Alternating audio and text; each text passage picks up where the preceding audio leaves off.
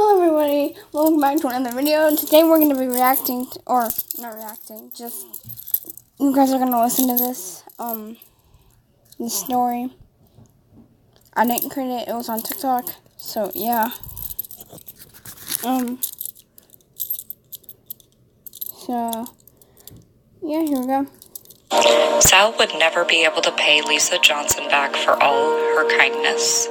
When Sal had asked her to help him go through his mom's old gowns and pretty him up, he was sure she'd laugh in his face. Instead, there was a little sparkle in her tired eyes that told him everything. She was excited to have the experience that every mom with a daughter would have, where she'd get to help pick out a dress and make her baby even more beautiful. "What about this one, Sal?" Lisa suggested, holding up the shimmery off-shoulder black gown with gold detailing flowers and leaves with vines. "I bet we could find the accessories for this one in your mom's jewelry box and fuss around with the inseam a bit." "Are you sure it would fit?" Sal questioned, abandoning the box he'd been digging through in favor of rubbing the material of the chosen gown between his fingers. "I'm sure I can make it fit you," Lisa declared. "What do you say, sweetheart?" "Sure, let's do it." Sal consented with a half-convincing half-shrug, his face burning with anxiety and embarrassment behind the prosthesis. "Awesome, let's find your mom's jewelry box then," Lisa directed, setting the dress to the side. It was pretty much downhill after that. Once they found everything, they headed back to the apartments from the storage unit. Larry's mom had Sal try on the dress to find that it actually needed to be taken in. As it turned out, Sal was a bit more petite and certainly less curvy than his mother had been. While Lisa altered the dress, she had Sal shave his legs and rub them down with baby lotion to avoid razor burn. She showed him how to paint his toes to look neat and tidy and finished her work on the dress. Once the dress was ready, they did Sal's hair. They decided to do a sort of braided bun to one side, with a couple loose curls to frame Sal's face while his bangs were pinned back by a decorative hairpin. There was a larger pin attached above the bun, and then it was on to the makeup. Lisa had seen Sal's face plenty of times. The first time she saw his face, she cried for him, and the pain he must have endured. She had confessed that it broke her heart to see what had been done to him. She even apologized for her ramblings and tears when she realized how upset, confused, and concerned Sal was. She didn't even bat a lash as she applied eyeliner, fake eyelashes, eyeshadow, and lipstick to highlight certain features. With all that in place, Sal slipped into the dress. That's when it was time for the jewelry, gloves, gown, and shoes. The jewelry was the same black and gold flower motif, and the shoes were old-fashioned peep-toe slip-ons. Lisa let Sal situate everything as he needed and waited patiently in the living room with her ancient Polaroid camera. She had checked it over a few times and done a couple test pictures just to make sure it wouldn't fail her. She was so excited that Sal and Larry were going to their first prom. They were juniors this year, and next year would be even more special as it marked a whole other place in their lives. She was excited her two favorite boys would be going to prom together. Unlike some people, she wasn't bothered by same-sex relationships. Her philosophy was that what you did in your time, especially in your own home, was your own business as long as no one was being harmed. She felt the same way about people who stated they were the opposite gender that they were born to look. As long as they didn't force others to be the same way, what did it matter if a boy liked pink and dresses, or a girl liked blue and men's jeans? So when Sal said he wanted to be a beautiful girl and go as Larry's date, Lisa was ready to make it happen in any reasonable way Sal requested. She thought it was very sweet of Sal. Besides, she'd had an inkling since the first time Larry saw Sal without his prosthesis that the shorter male had developed a very heavy crush. Does this look okay?" Sal stammered, prosthesis grip tight in his hands as he revealed himself to Larry's mom. "Oh, Sal," Lisa breathed, a couple proud tears escaping at the beautiful sight he made. You look beautiful, baby. Really? Sal questioned.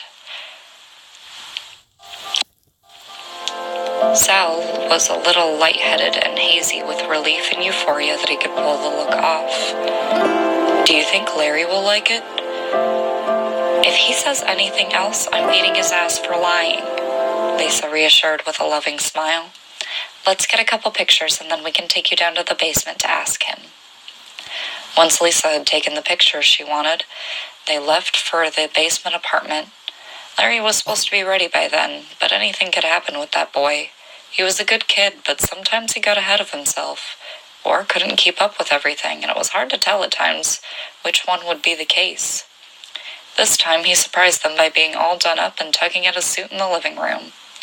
His hair was tightly pulled back and pinned in a masculine bun on the top of his head, his facial hair neatly groomed, and his black suit freshly pressed with a crisp white dress shirt. So I just wanted... Whoa, who is that? Larry questioned, looking over Sal as if he were a totally new and different person. His assessment wasn't entirely wrong. Sal was practically a whole other person like this. It's just me, Larry Face, Sal insisted, holding the prosthesis in front of his face and pulling it away as if that was the magic key to Larry's understanding. I didn't even recognize you, Sally Face. Larry grinned, giving his friend an appreciative once-over. What brought this on? Did Todd try to set you up again? No, actually, Sal admitted, avoiding eye contact as he fiddled with his prosthesis. What made you decide to be a classy lassie over a dapper dude, then? Larry prompted, shoving his hands in his trouser pockets. Funny you should ask, Sal laughed humorlessly. Go on, sweetie, Lisa encouraged, camera at the ready. I actually wanted to see if you maybe... Sal hesitated, unsure of whether this was a good idea or not. Maybe you would go with me? Like a date? Larry clarified it was his turn to hesitate as he studied his friend's expression, uncomfortably shifting his weight. Yeah, but it could just be friends if you'd rather, Sal quickly qualified. His chest felt tight and heavy, as if it were enclosed around a wrought iron cage full of spastic butterflies. Hyperventilation was just over the horizon as Sal started to spiral into negative thoughts of all the reasons why Larry would say no. And yet, he hadn't thought of the simplest reason. Actually, Sal, I kinda told Ash I'd be her date.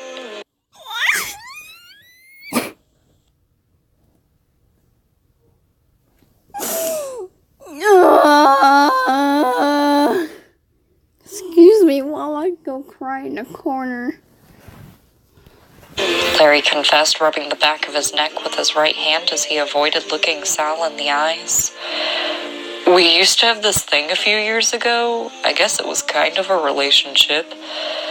She thought it might be fun to go together and see where that led. Lisa's camera sounded off twice before she herself fully processed what Larry had said.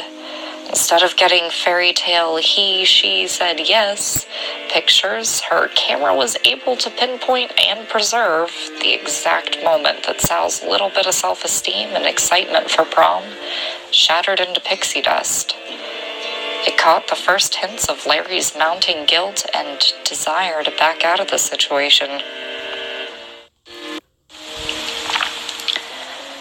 Oh, Sal breathed, licking some of the black lipstick from his scarred sliver of an upper lip. That's good. I didn't know you had plans, so... No, yeah, I'm happy for you guys. Larry, kitchen, now, please. Lisa gritted through her teeth. When he didn't react fast enough, she yanked him after her by his earlobe. When they reached the kitchen, she slapped him upside the head when Sal turned away. Larry looked confused and betrayed. His mom hadn't done that to him since he accidentally killed Mrs. Gibson's pet rabbit when he was younger. What the hell, Larry? Lisa demanded. Why didn't you think to tell that poor boy you and Ashley were going together? I didn't think he'd want to go together, Larry defended. It was all super last minute. Ash offered after Samantha shot me down. I said sure, because I didn't have a date, and Sal hadn't said anything since we first heard the date for the dance. Andy said he wasn't really interested. I figured he wasn't going. And you never thought to ask if he changed his mind? Or if you could all go as a group of friends? Lisa pointed out, arms crossed over her chest in typical angry mom posture. Okay, fine. No, I didn't, Larry huffed. What was I supposed to do? Lie to him about my plans? No, you're supposed to be his friend and talk to him about his plans too, Lisa scolded. You're supposed to share things with him. That poor boy has had a crush on you since you first saw him without that mask and treated him like a normal human being. Use some sense, Larry. There was a knock on the door that made Sal look between it and the two arguing in the kitchen. By the look on Lisa's face, it was best to leave them be for the moment. Sal made his way to the door and opened it to reveal Ash all dolled up in a deep plum prom gown, with some simple detailing here and there. She looked beautiful, even with as little makeup and jewelry as she wore.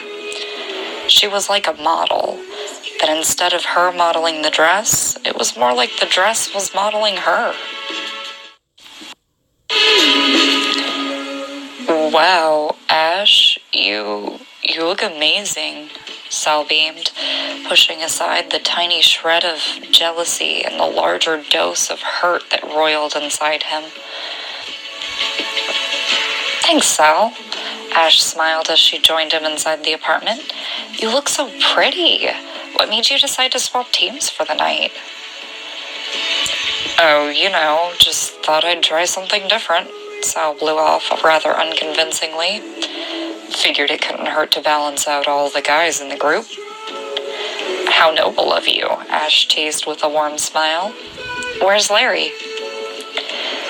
Talking with Mrs. Johnson in the kitchen, Sal answered.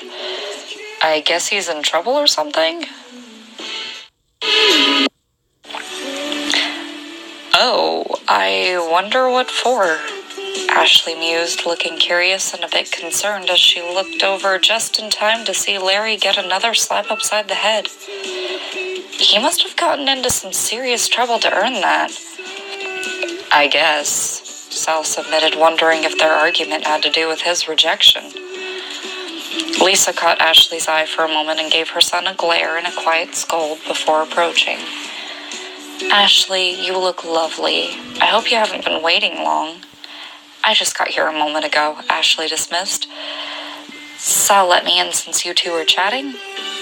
Okay, well, I won't keep you three, Lisa responded.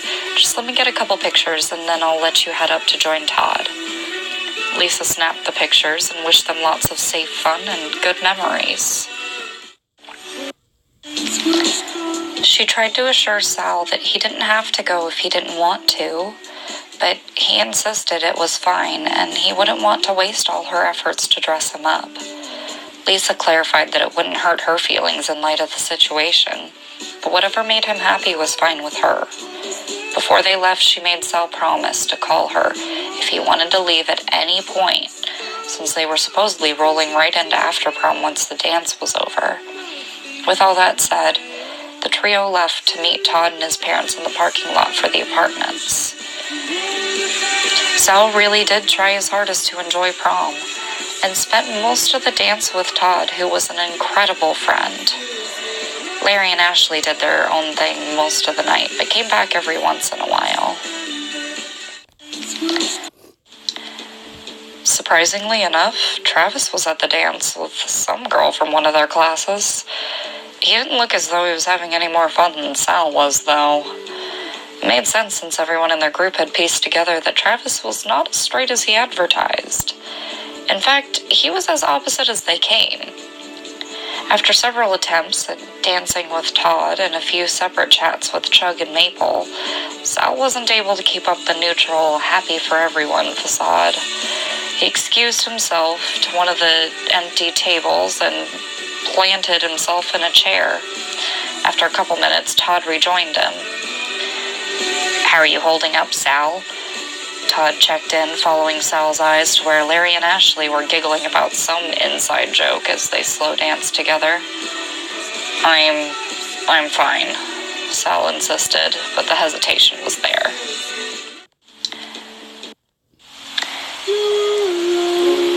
"You know it's okay to be upset about this," Todd reassured him.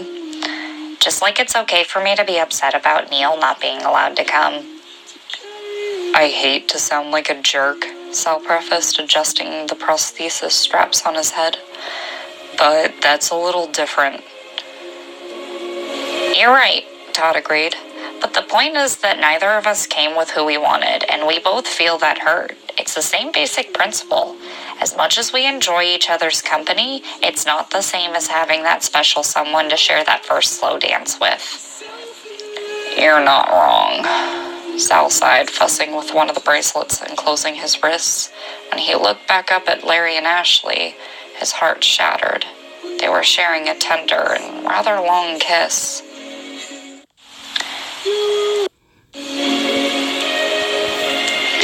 "Sal," Todd sympathized, noticing the shorter male's breathing stop. "I'm so sorry. Sal stammered, struggling to breathe. Sal shot up from his seat, kicking his shoes off, and darted towards the men's room. Unbeknownst to him, Travis had been watching off and on. The blonde saw Sal go from indifferent to shattered before he could hide his feelings. Sal locked himself in a stall, ripped his mask off, and sank to his knees on the floor. The gown billowed out around him and left parts of his legs exposed to the cool tiles. He felt his breath come in gasps until he was nearly choking on each one.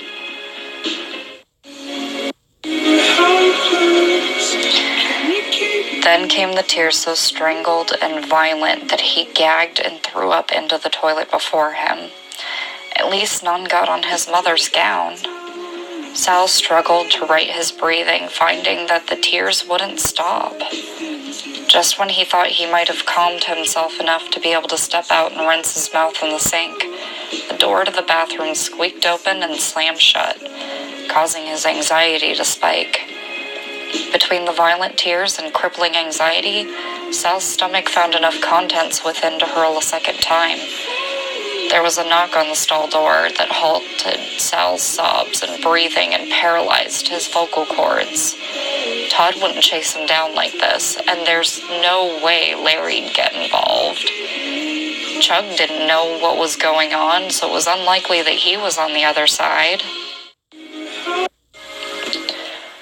"I know you're in there, Sally Face," Travis called.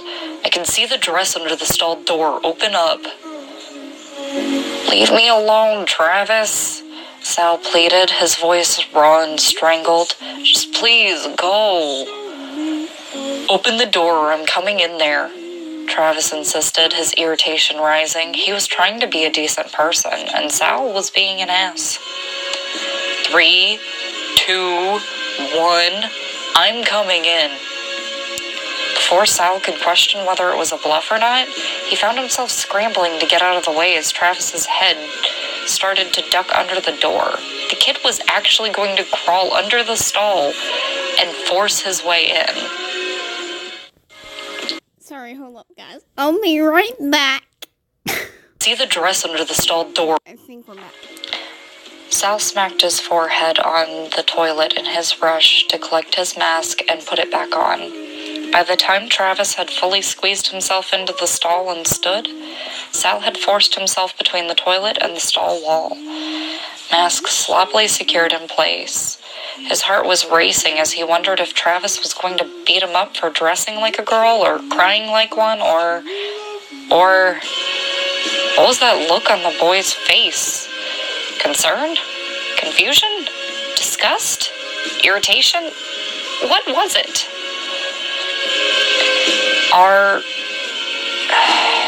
Travis sighed in frustration. He'd come this far, and now his stupid brain was panicking and blanking. Are you okay? Sal didn't answer. Was this a trick question? Sal didn't answer. Was this a trick question? Would he get punched if he said one way or another?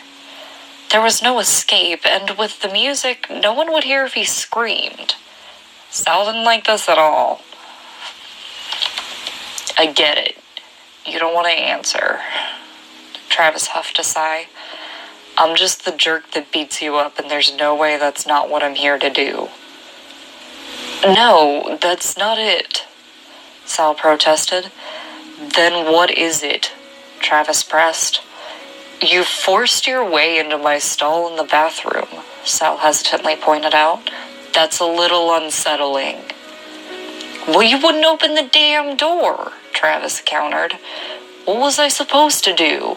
Let you puke your guts out until you die with your face in the toilet? I don't think I would have died, Sal corrected. You never know, Travis argued. You could rupture your esophagus with all that bile. Sal just blinked at the blonde boy in the burgundy tux. What was this all about? Why was Travis so concerned for him? Look, I saw how upset you were about Larry and Ashley, Travis fessed up. You ran out of there pretty fast and no one else was coming to check on you. I didn't think you cared about my mental health or feelings, Sal admitted, sniffling and making himself gag. Of course I care, Travis blurted, mouth agape in shock at what he'd just admitted. Are you okay? Do you need to hurl again or something? If I do, you need to leave the stall, Sal insisted. Like, now. Why? What's the big deal? Travis questioned. Everyone pukes at some point in their life, so what? I'm not taking off my prosthetic in front of you, Sal bluntly stated. No one sees me without it. Why not? Travis pressed. Why was he being so difficult? There was no way he was that mangled, right? Because. Just go, please, Sal shut down. Just take it off.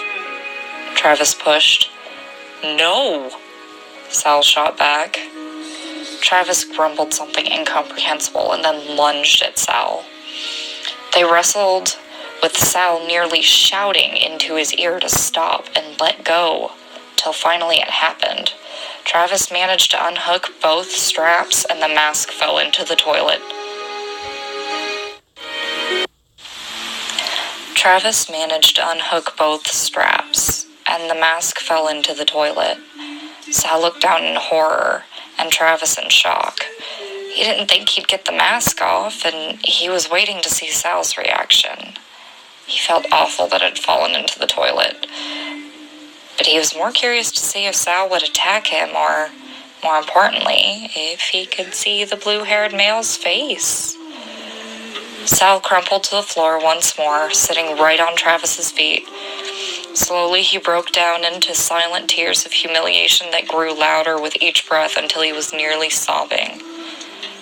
Hey, I'm sorry, Travis apologized, slipping his feet out from under Sal and kneeling next to him. I didn't mean for it to fall in.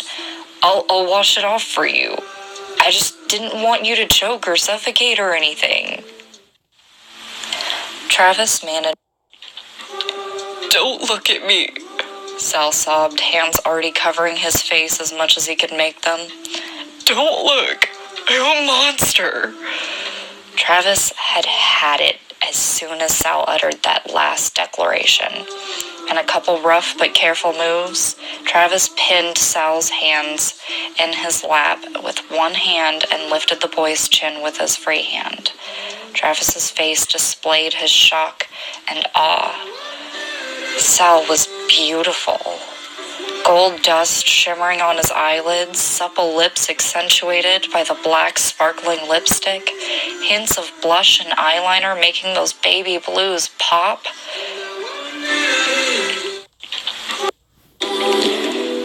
Sal thought it over. He had certainly suspected this could be a thing, but he hadn't been sure before. But could he really like Travis that way? He'd spent so much time pining over Ashley, and then Larry. He didn't actually know how he felt about Travis. I get that you might not like me that way, but maybe you could give me a try. Travis hoped aloud. Maybe give us a try?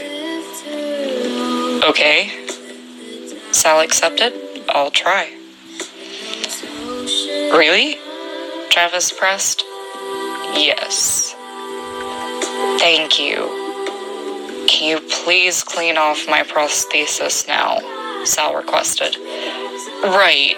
Travis scrambled, getting up and helping Sal up. He rolled his sleeves up and shifted so Sal could squeeze out of the stall and wash up. With a deep breath, Travis plunged his hands into the toilet and fished the mask out. He made a dash for the sink and scrubbed the plastic down with soap and water. Did you lock the door? Sal asked as he dried his hands and spied the lock out of place. I figured the fewer people, the better for your sake, Travis owned up, drying off the prosthesis and handing it over. That's really sweet of you, Sal commented before slipping his prosthesis back on and choking out the smell of the soap. The hell kind of soap is this? Some awful medical grade crap, I'm guessing, Travis winced, realizing Sal was going to have to smell that the rest of the night. He rolled his sleeves up. May I have this dance? Travis requested with a deep bow as if they were in old England at a fancy ball. Yeah, Sal breathed. He let himself be led to the dance floors. Travis kept his posture and hand placement respectful, while still holding Sal close. He twirled and dipped Sal like the shorter boy was delicate and beautiful creature to be revered and praised. Sal was amazed by how gentle and loving Travis treated him. As the song reached the end, Travis began to sing along, locking eyes with Sal.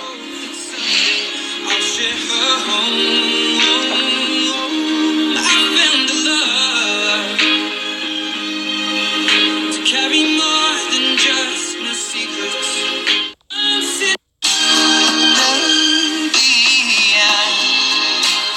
Dancing in the dark, you between my arms, barefoot on the grass, listening to our favorite song. When I saw you in that dress, looking so beautiful.